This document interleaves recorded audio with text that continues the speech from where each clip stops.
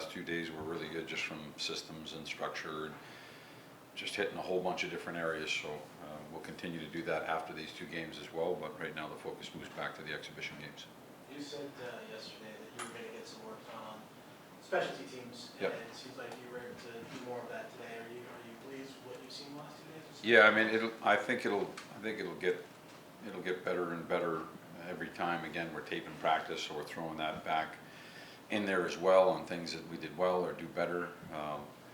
And then you'll see it almost every practice, pregame skates practice. You'll see some sort of touch on the power play and penalty kill. What have you seen from Keandre that makes you feel like he should be a point guy for that second unit? I think that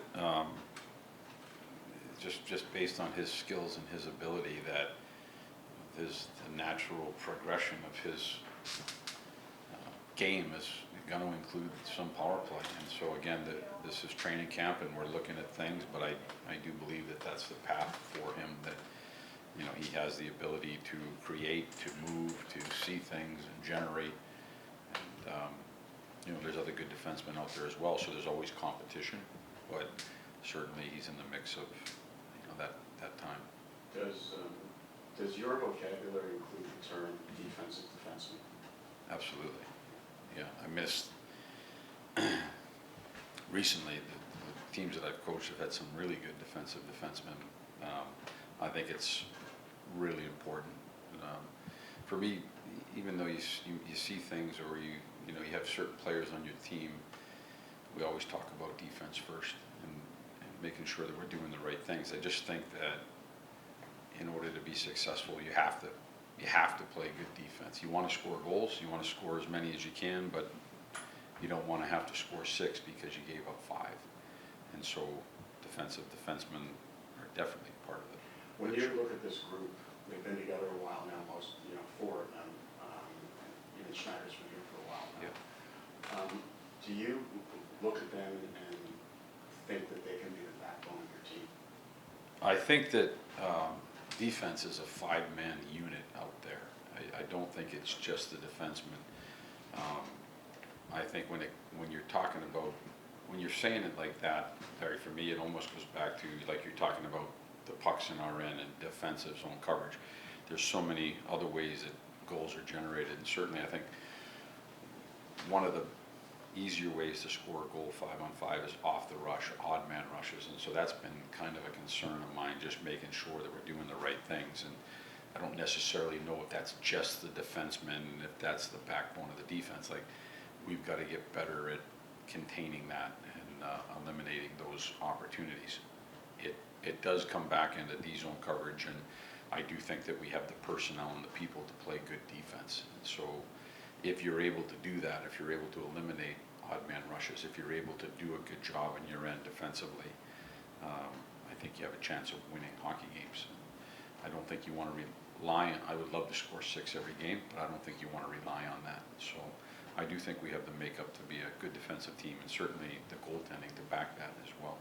Well, what's the message when you have the veterans and it's like 2 preseason games left, you're winding down, Yeah. and they might be looking ahead towards the start of this journey? Well, we haven't really had our group out there as a team, which is why we'll finish these last 2 games with a heavy veteran, heavy look of what might possibly be there for the opener. I just feel like it's time for us to work on things. There's been a lot of practice. There's been a lot of people here. Now that it's trimmed down to 25, I believe, now we're at a point where we can work on the power play, the penalty kill, the 3-on-3, the 4-on-4, more systems, bring it into these last 2 games, make mistakes, do good things, teach from that, and just keep working to try and get ready for the opener.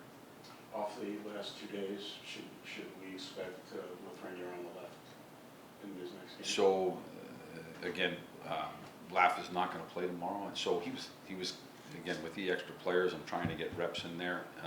It wasn't intentional. If he played left the whole practice, it wasn't intentional for him to play left.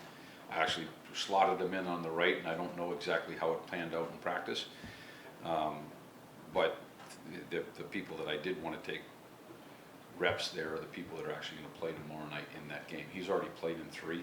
I don't think it's necessary to play in 5. And so he'll be one of the guys that sits out tomorrow, and then you'll most likely see him back in New York. And so I'm still, to answer your question, Larry, I'm still wide open to either side, the right, and I haven't said, no, he's back on the left. At this point, there was 4 people on that line, and the way it's slotted out, I wanted people to go in the lines that maybe we might see tomorrow in the game. We talked about this a little bit last week, but when you're finalizing the roster, which it seems like you're pretty close to doing with only 25 left, how much of a consideration does it have to be, waivers, and whether a guy has to clear waivers or not, and wanting to protect guys so you don't I miss think losing that guys? always, I mean, those are conversations that Chris and I will have, but I think that you always want to, protect players and young players if you can. And at the same time, I think you want to get the best team and the best lineup. So those conversations always happen around this time of camp when you're trying to get from 26 or 25 down to the number that you're going to be at for your regular season. So there's a lot of things that factor into that. And those conversations Chris and I will have. Does there come a point in the next week or so before you get to the opener where you want to have lineup-wise things fairly settled, or is that kind of going to be a flowing thing throughout the first? Well, I mean, it can only be a flowing thing up until the point where you have to be at the limit of the roster. I mean, lineup-wise as well, like you talk about different combinations and stuff. I mean, do you I want to would, have that again, settled it's, soon? there's gonna be a starting point. Yeah. Again, I wouldn't use a pen, but, we're gonna start somewhere and hopefully get out of the gate the way we wanna get out of the gate. Have you seen Gustafson, what you expected so far?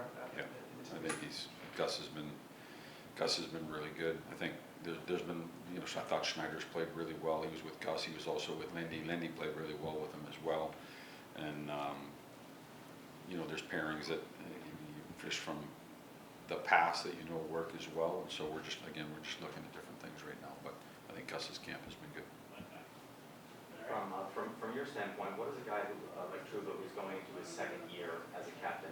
What are the unique challenges? You have a year of experience and learning and doing it, but what's the next thing for a guy in that situation, leadership wise? I think as a captain, you want to make sure that you're doing the right thing, saying the right thing. My conversations with Jacob, and I've had 4 or 5 of them, have been excellent. I mean, this is a kid who will do anything for the team. He'll hit, he'll fight, he'll block shots, he'll contribute offense, and inside the room has the respect of the people inside the room. And so on a daily basis, he is trying to, do the right things and be a really good captain for the New York Rangers. I mean, that's what I see in the time that I've spent with him so far. All right. Thank you, guys. Thank you.